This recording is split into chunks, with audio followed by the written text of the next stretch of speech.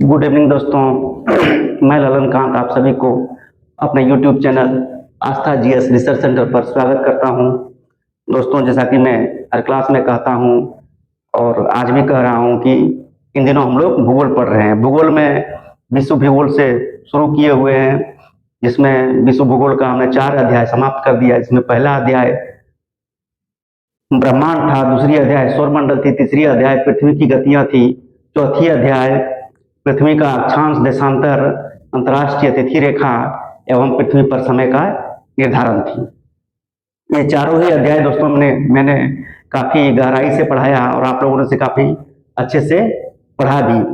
दोस्तों, मेरा ये दावा है कि इन चारों अध्याय से पढ़ने वाले या बनने वाले जितने भी प्रश्न बनते हैं इन चारों अध्याय से, अगर आप ढंग से हमारा वीडियो सारा देख लेते हैं और हमारे द्वारा वो उपलब्ध कराए गया फ्री पीडीएफ पढ़ लेते हैं, तो मैं फिर दावे से कह सकता हूं कि इनसे बनने वाले जितने भी प्रश्न हैं, एक भी प्रश्न आपके एग्जामिनेशन में आपसे नहीं छूटेंगे। इसी प्रकार आप हमारे अनुसार पढ़ते रहिए। दोस्तों, 2 घंटा यहाँ हम क्लास लेते हैं, तो 2 घंटा मेरे पास पढ़िए और 4 घंटा आप घर में पढ़िए, और इस प्रकार आप 6 महीना तक लगातार मेरे साथ बने रहिए। मैं दावे के साथ कहता हूँ कि 6 महीना में आपका जीएस का लेवल इस स्तर तक मैं पहुंचा दूंगा कि आप किसी भी कंपटीशन को क्वालिफाई करने के लायक हो जाएंगे, निश्चित रूप से हो जाएंगे। दोस्तों, आज जो अध्याय हम शुरू करने जा रहे हैं उसका नाम है भारतीय मानचित्र का विस्तृत अध्ययन। इससे दोस्तों हजारों के हजार क्वेश्चन बनते हैं, ये बीच में ही हमने डाल दिया है, और इस शीर्षक से संबंधित एक लेक्चर हम ले चुके हैं। एक लेक्चर में पूरा कवर नहीं हो पाया, इसलिए उसी पहली लेक्चर में ही हमने बताया था कि इससे संबंधित दूसरा लेक्चर भी मैं लूंगा, जिसमें हम सभी मानचित्र, चाहे विश्व का मानचित्र हो, चाहे भारत का मानचित्र हो, या फिर भारत के किसी राज्य का मानचित्र हो, कोई भी मानचित्र हम फ्री हैंड ड्रॉ करते हैं। इससे होता यह है कि बच्चों के दिमाग में जो बनने वाले क्वेश्चन या छाप है अच्छे से समझ में आता है, और फिर बनने वाले क्वेश्चन जो होते हैं उससे नहीं छूटते हैं। दोस्तों, भारतीय मानचित्र का विस्तृत अध्ययन शीर्षक है ये। दोस्तों, भारतीय मानचित्र का विस्तृत अध्ययन शीर्षक है, जिसमें हम भारत का मानचित्र फ्री हैंड से खींचेंगे, और मानचित्र खींचने के बाद उसके सभी राज्यों केंद्र शासित प्रदेशों की भौतिक अवस्थिति दर्शाएंगे, और किस राज्य का सीमा किससे लगती है या नहीं लगती है। इससे बनने वाले प्रश्न आपके एग्जाम में आज का क्लास कर लेने के बाद एक भी प्रश्न नहीं छूटेगा। दोस्तों, सबसे पहले हम मैप बनाएंगे, और हम जिस प्रकार मैप बनाते हैं आप लोग भी मैप बनाने का प्रयत्न कीजिएगा। पहले पहल तो नहीं बनेगा, लेकिन काफी प्रयास करने के बाद बन जाएगा, और जब बन जाएगा तो आप खुद इसका लाभ क्या है आपको समझ में आएगा। तो आइए मैप हम ड्रॉ करते हैं। देखिए, सबसे पहले दोस्तों इधर से यहाँ ये गुजरात वाला पोर्शन बनाएंगे।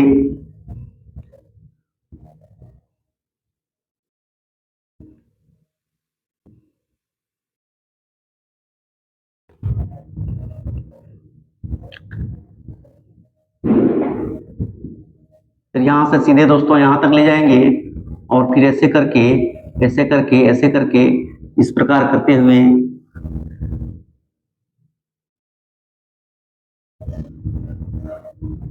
ऐसे कर देंगे।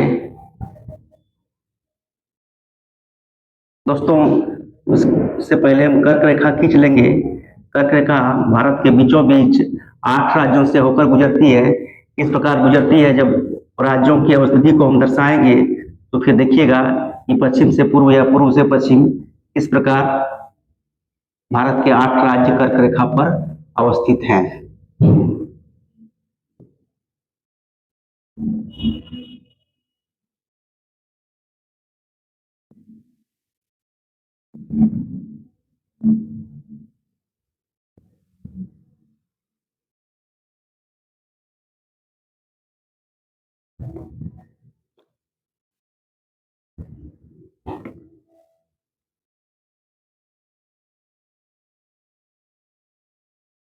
ये दोस्तों भारत का मैप है।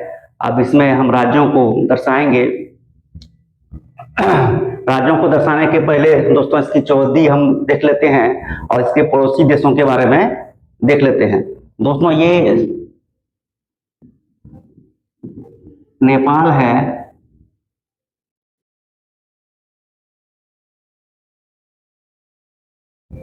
ये वाला दोस्तों भूटान है, इधर चीन है दोस्तों, इधर चीन है, इनका लद्दाख क्षेत्र पड़ता है इधर। ये दोस्तों बांग्लादेश है,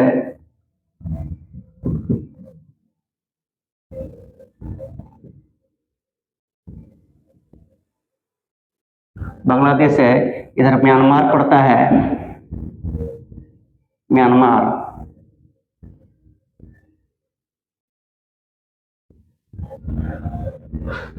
इधर दोस्तों यहां पर पाकिस्तान पड़ता है। पाकिस्तान अपना पड़ोसी देश है जो पहले भारत का ही हिस्सा हुआ करता था। 1947 में बंटवारे के बाद पाकिस्तान राज्य नया देश। ये इधर अफगानिस्तान है,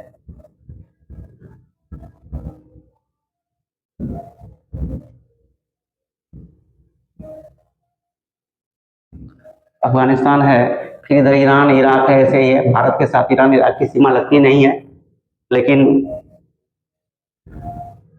एशिया के अंदर ही आता है, तो दिखा दिए। इधर दोस्तों बे ऑफ बंगाल, बंगाल की खाड़ी समुद्र है,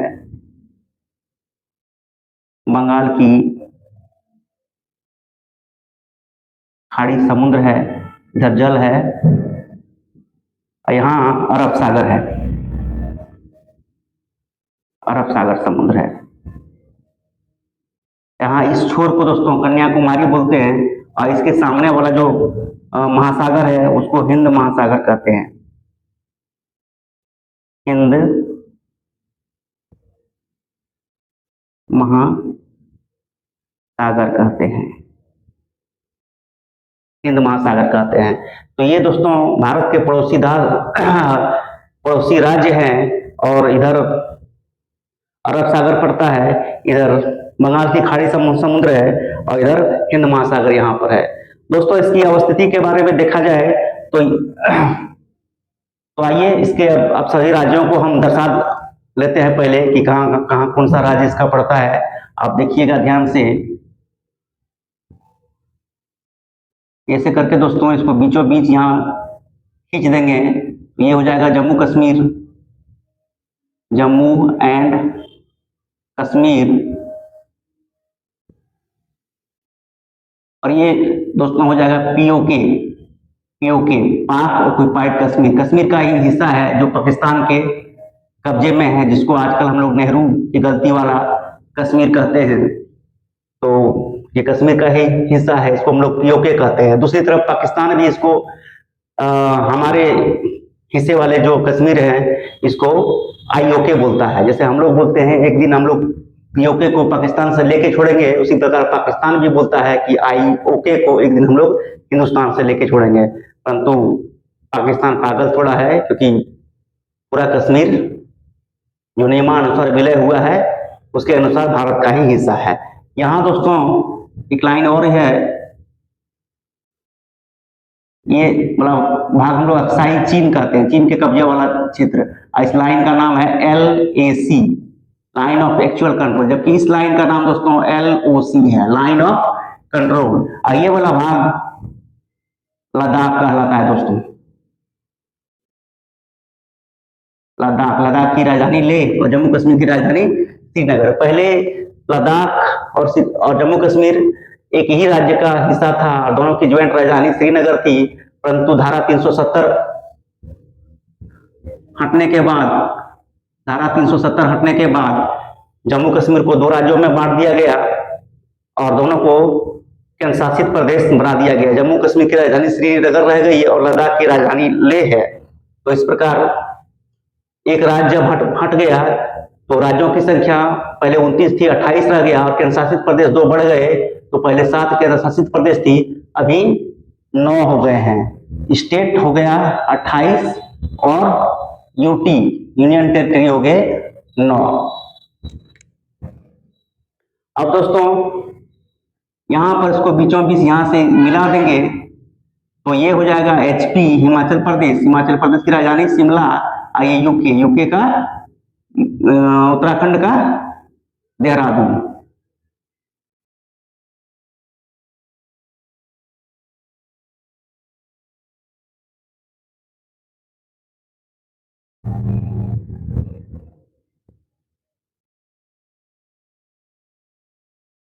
ये यूपी है दोस्तों, यूपी का राजधानी लखनऊ।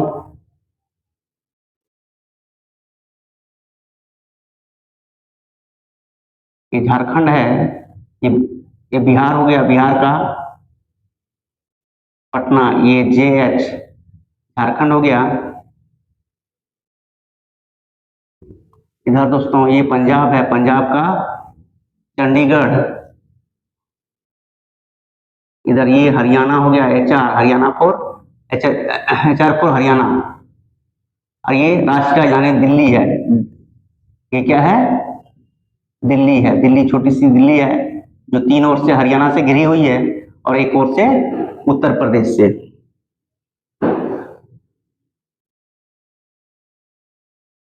ये दोस्तों राजस्थान है, राजस्थान का गांधीनगर, और ये गुजरात है। राजस्थान का सॉरी जयपुर, और गुजरात का गांधीनगर राजधानी पड़ता है दोस्तों।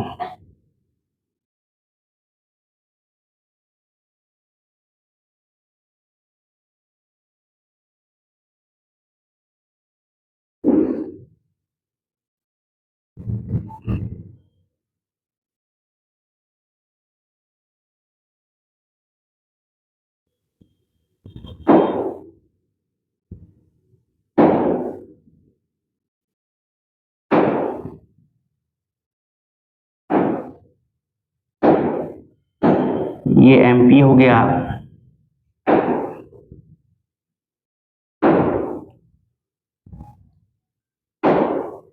ये महाराष्ट्र, महाराष्ट्र की राजधानी मुंबई। ये तेलंगाना, टीएल तेलंगाना का, हैदराबाद, ये CSS छत्तीसगढ़, छत्तीसगढ़ का रायपुर। उसके बाद दोस्तों यहाँ से डायरेक्ट यहाँ कन्याकुमारी तक एक लाइन खींच देंगे और इसको मिला देंगे, डायरेक्ट मिला देंगे।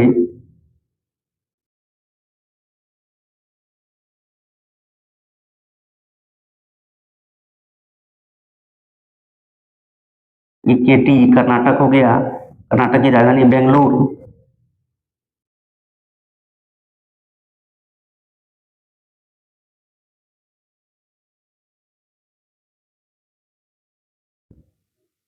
कर्नाटक की राजधानी बेंगलुरु। ये तमिलनाडु हो गया, तमिल एंड नाडु।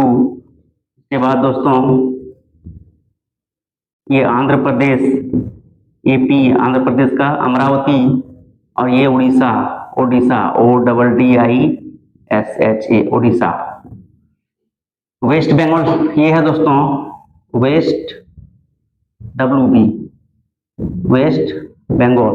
वेस्ट बंगाल दोस्तों यहाँ तक पड़ता है, वेस्ट बंगाल यहाँ तक पड़ता है।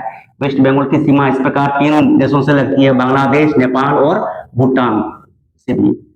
और यहाँ ये दोस्तों ये सिक्किम है, SIKKIM। सिक्किम की मात्र एक सीमा भारतीय राज्य वेस्ट बंगाल से लगती है। उसके बाद 3 देश से घिरा हुआ है, पश्चिम में नेपाल, पूर्व में भूटान, और उत्तर में चीन से घिरा हुआ है। दोस्तों अब यहाँ इसको ऐसे करके डायरेक्ट इसको मिला देंगे, और यहाँ इसको मिला देंगे तो ये हो जाएगा मिजोरम, और ये हो जाएगा त्रिपुरा। दोस्तों ये मेघालय है, मेघालय है, और यहाँ पर इसको डायरेक्ट मिला देंगे तो ये एपी फॉर अरुणाचल प्रदेश। अरुणाचल प्रदेश की राजधानी ईटानगर, ये है नागालैंड, NL नागालैंड। ये वाला M फॉर मणिपुर है, मणिपुर का मणिपुर का इम्फाल, नागालैंड का कोहिमा, और असम का दिसपुर। ये वाला पार्ट दोस्तों असम है। तो 1 2 3 4 5 6 7, ये वाला यहाँ से यहाँ तक वाला ये पूरे राज्य दोस्तों सतबहनी कहलाता है। इस यहाँ 7 राज्य हैं सतबहनी। पूर्वोत्तर राज्य में 7 राज्य हैं, उसको सतबहनी कहते हैं। सतबहनी में सिक्किम नहीं आता है दोस्तों। ये वाला पतला वाला पार्ट जो है दोस्तों, इसको हम लोग चिकन नेक के नाम से जानते हैं। चिकन नेक ये बहुत ही यहाँ पतला है, लगभग 20 से 22 या 32 किलोमीटर इस प्रकार का है। जो भी है देख लीजिएगा चिकन नेक की मोटाई कितनी है, तो आ जाएगा, गूगल में सर्च कीजिएगा तो आ जाएगा। अब इसकी चौहद्दी के बारे में देखा जाए दोस्तों, तो इसके सबसे पूर्वी बिंदु यहाँ पर अरुणाचल प्रदेश में है, जिसका नाम किबिथु है। किबिथु।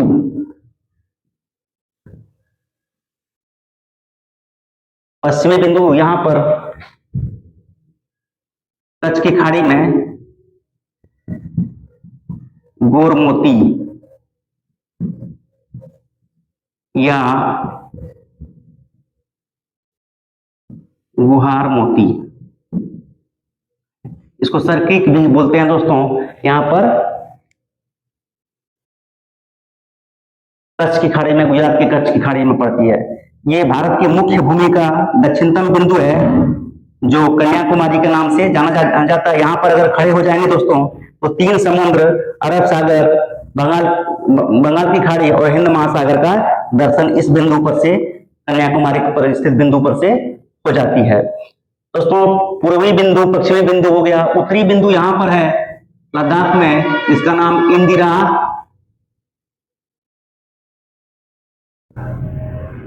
कॉल है। दक्षिणी बिंदु दोस्तों अंडमान निकोबार द्वीप समूह के ग्रेट निकोबार में है, ग्रेट निकोबार में, जिसका नाम इंदिरा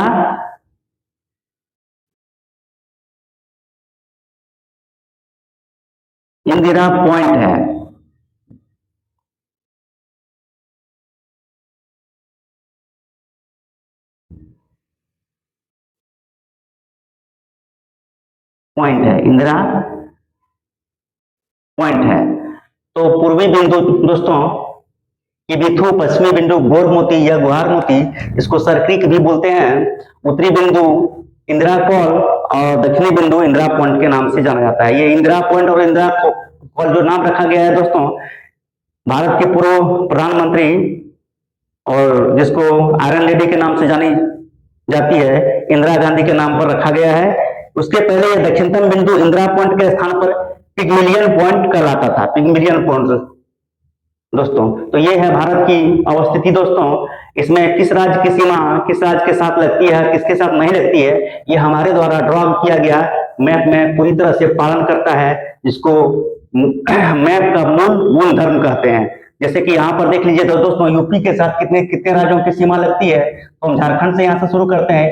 1 2 3 4 5 6 7 8 राज्यों की सीमा यूपी के साथ लगती है।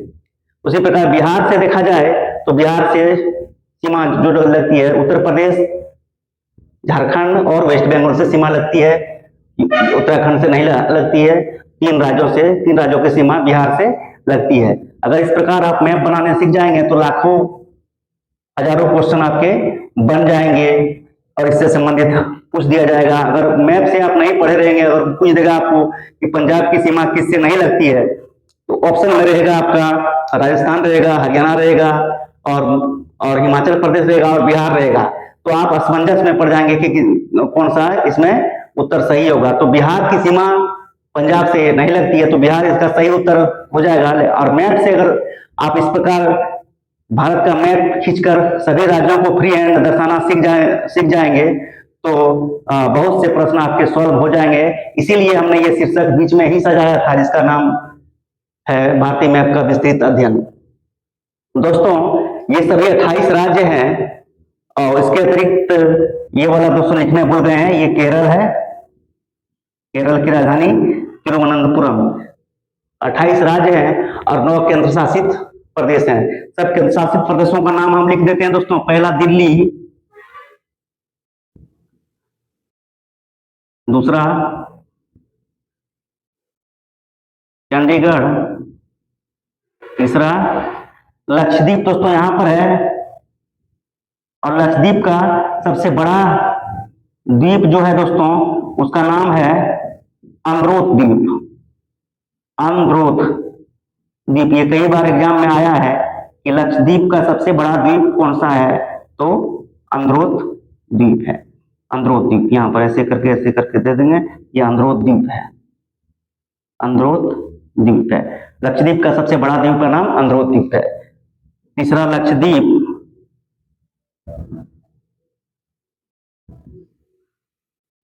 चौथा पांडिचेरी, पांचवा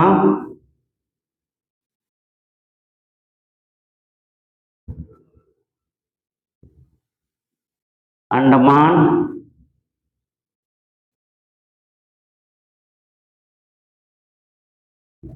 निकोबार द्वीप समूह,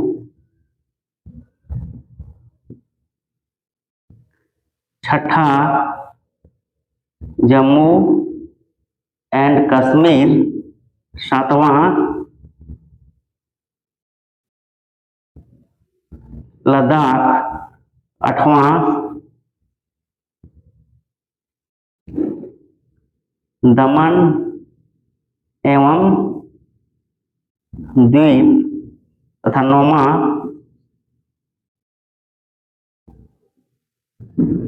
दादर एवं नागर हवेली। राजधानी देखा जाए तो दिल्ली का नई दिल्ली, चंडीगढ़ का चंडीगढ़, लक्षद्वीप का कवारत्ती, पांडिचेरी का पांडिचेरी, अंडमान निकोबार द्वीप समूह का पोर्ट ब्लेयर। अभी कुछ नया नाम रखा गया, उसको देख लीजिएगा आप लोग। जम्मू कश्मीर का श्रीनगर, लद्दाख का लेह, दमन और द्वीप का दमन, दादर और नगर हवेली का सिलवासा, लक्षद्वीप का कवारत्ती है। तो इस प्रकार राजधानी है। परंतु दोस्तों 26 जनवरी JAN 2020 को क्या होता है, यूटी यानी कि केंद्र शासित प्रदेशों की विलय नीति संसद में पारित किया जाता है, और 2 राज्य दमन एवं दीव, जो कि यहाँ पर गुजरात के पास पड़ता है, दमन एवं दीव यहाँ है, और यहाँ पर दादर और नगर हवेली है होता है, दोनों को मिला दिया गया और राजधानी रखा गया दमन। तो इस प्रकार दोस्तों ये दोनों राज्य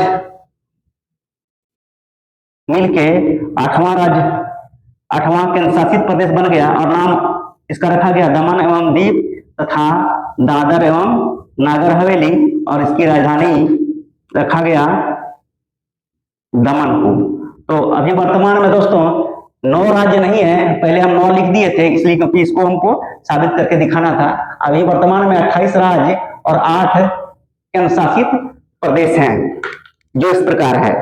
तो ये था दोस्तों भारत के राज्य और उसमें अवस्थित सभी राज्यों की स्थिति। कुछ एक्सेप्शन है दोस्तों, तो आइए दिखा देते हैं। पांडिचेरी के बारे में दोस्तों अच्छे से पढ़ लेंगे। पांडिचेरी 4 जगह पड़ता है। एक यहां पर पड़ता है दोस्तों आंध्र प्रदेश में, जिसका नाम है यनम।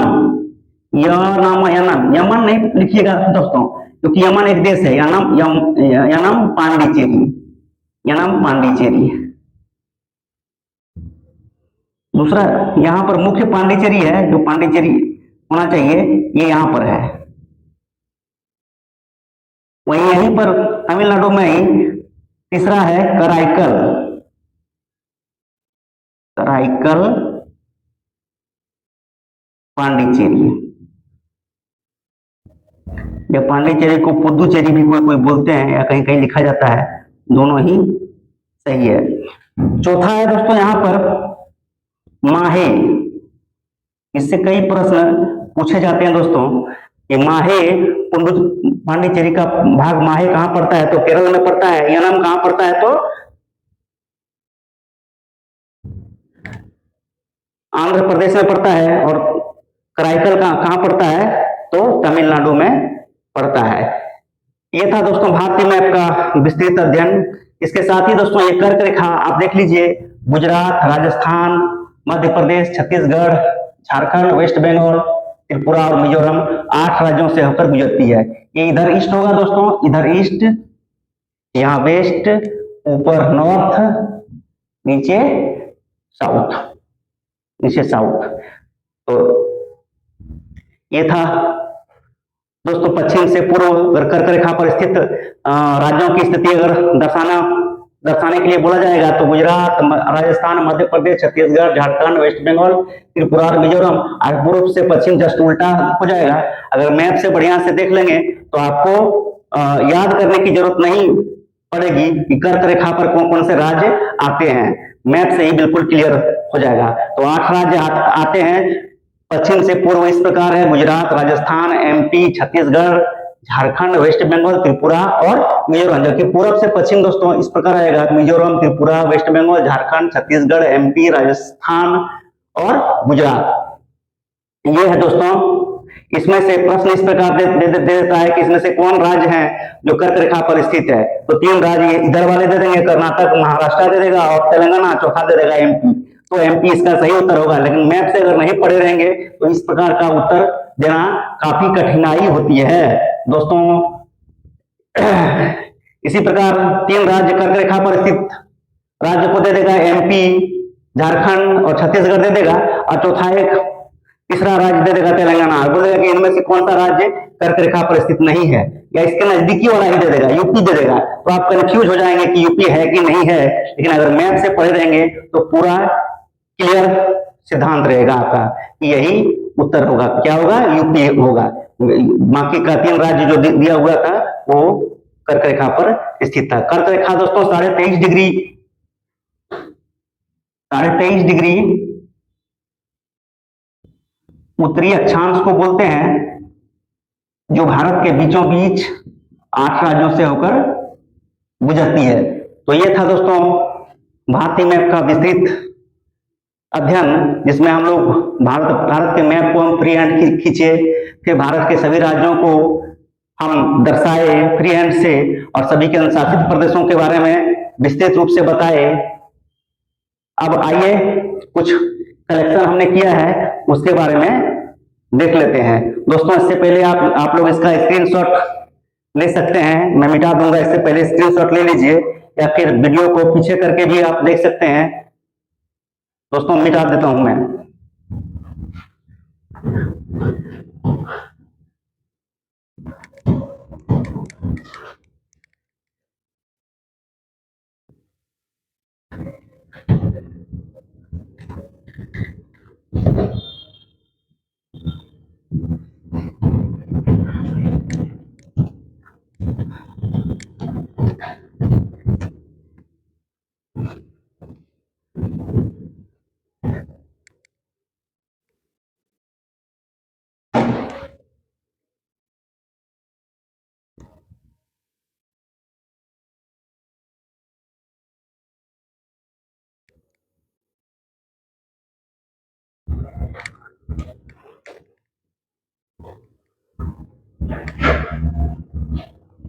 ये है दोस्तों भारत का मैप। इससे शुरू करते हैं। अक्षांशीय विस्तार अगर देखा जाए तो 6 डिग्री 45 मिनट नॉर्थ से लेकर 37 डिग्री 6 मिनट नॉर्थ तक है, और देशांतरीय विस्तार 68 डिग्री 7 मिनट ईस्ट से लेकर 97 डिग्री 25 मिनट ईस्ट तक है। इस प्रकार हमारा भारत जो है दोस्तों उत्तरी गोलार्ध में पड़ता है, और अगर चतुर्थांश की बात करें तो उत्तर पूर्व चतुर्थांश में पड़ता है। भारत का उत्तर से दक्षिण की लंबाई जो है, उत्तरी दक्षिणी चौड़ाई जो है 3214 किलोमीटर है, और पूर्व पश्चिम चौड़ाई 2933 किलोमीटर है। उसके साथ ही दोस्तों यह वाला 82.5 डिग्री पूर्वी देशांतर है, जिसको भारत का मानक रेखा बोला गया है। जो ये इलाहाबाद के नैनी नामक स्थान से, मिर्जापुर के पास स्थित नैनी नामक स्थान से गुजरता है, जो 5 राज्यों से होकर गुजरता है, जिसमें उत्तर प्रदेश, मध्य प्रदेश, छत्तीसगढ़, उड़ीसा और आंध्र प्रदेश आती है। तो ये है दोस्तों इसको भी आप ढंग से देख लीजिएगा। ये वही है 80 डिग्री पूर्वी देशांतर। यहाँ दोस्तों भारत के सबसे पूर्वी बिंदु का नाम किबिथु है। यह अरुणाचल प्रदेश के अंजावा जिले में स्थित है। यह चीन के तिब्बत क्षेत्र की सीमा से लगा हुआ है। किबिथु भारत, चीन और म्यांमार के जंक्शन पर स्थित है। किबिथु भारत, चीन और म्यांमार के जंक्शन पर स्थित है। किबिथु के बारे में कुछ और खास बातें, यह वास्तविक नियंत्रण रेखा LAC line of actual control पर स्थित है। यह पूर्वोत्तर भारत के सुदूर उत्तर पूर्व की अंतिम सड़क पर स्थित है। लोहित नदी किबिथु में भारत में प्रवेश करती है। लोहित नदी जहां प्रवेश करती है दोस्तों वो किबिथु पर ही स्थित है। यह मिसमी पहाड़ी में बसा हुआ है। कौन? किबिथु जो पॉइंट है दोस्तों वो मिसमी पहाड़ी में बसा हुआ है। भारत का कुछ और चरम बिंदु, भारत का सबसे पश्चिमी बिंदु का नाम जो है गुजरात के कच्छ में स्थित है, जिसका नाम सर क्रीक है। इसी को गोरमती या गुहार मोती भी कहते हैं। भारत का सबसे दक्षिणी बिंदु का नाम इंदिरा पॉइंट है, जो अंडमान निकोबार द्वीप समूह के निकोबार जिले में स्थित है, ग्रेट निकोबार में आता है। भारत का सबसे उत्तरी बिंदु का नाम इंदिरा कॉल है। भारत का सबसे पश्चिमी बिंदु गुजरात के कच्छ जिले के में स्थित गुहार मोती है।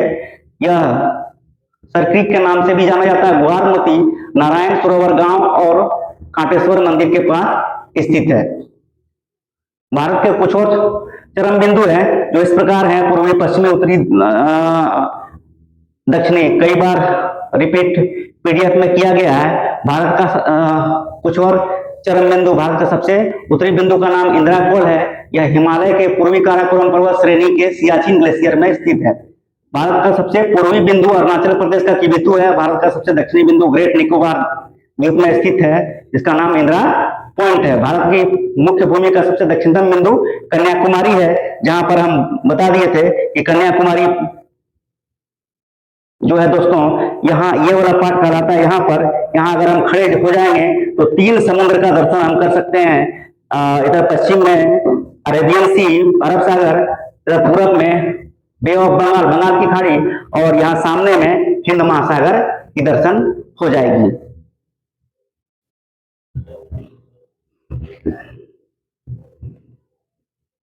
तो यही था तो दोस्तों, भारत के सबसे उत्तरी बिंदु जो है इंदिरा कॉल है, जो जम्मू कश्मीर और जो जम्मू और कश्मीर राज्य में स्थित है। यह काराकोरम रेंज के सियाचिन मुजताग में इंदिरा रिज पर स्थित एक पहाड़ी दर्रा। इसकी ऊंचाई 5764 मीटर या 18911 फुट है। इंदिरा कॉल के बारे में कुछ और बातें। इंदिरा कॉल भारत और पाकिस्तान और चीन की सीमा पर के पास स्थित है। इंदिरा कॉल का नाम 2 बिंदु हैं, इंदिरा कॉल ईस्ट और Indira Col West. Indira Col भी 2 भागों में बटा हुआ है, इंदिरा कॉल ईस्ट और इंदिरा कॉल वेस्ट, जिसका नामकरण 1912 में किया गया था। भारत का सबसे दक्षिणी बिंदु, ये कई बार रिपीट हो चुका है दोस्तों, ये वही है। कर्क रेखा के बारे में दोस्तों, 8 राज्यों से होकर जो गुजरती है, राजस्थान, गुजरात, मध्य प्रदेश, छत्तीसगढ़, झारखंड, पश्चिम बंगाल, त्रिपुरा और मिजोरम, ये है जो कि उत्तरी गोलार्ध में 23.5 डिग्री उत्तरी अक्षांश को बोलते हैं। वही उसी के बारे में है जो हम पढ़ा चुके हैं। भारत में कर्क रेखा उज्जैन शहर से निकलती है। भारत में कर्क रेखा उज्जैन शहर से निकलती है। इस कारण ही जयपुर के महाराजा जय सिंह द्वितीय ने यहाँ वेधशाला बनवाई। इसे जंतर मंतर कहते हैं। यह खगोल शास्त्र के अध्ययन के लिए है। इस कारण ही यह स्थान काल गणना के लिए एकदम सटीक माना जाता है। एक बार पढ़ लीजिएगा दोस्तों तो क्लियर हो जाएगा।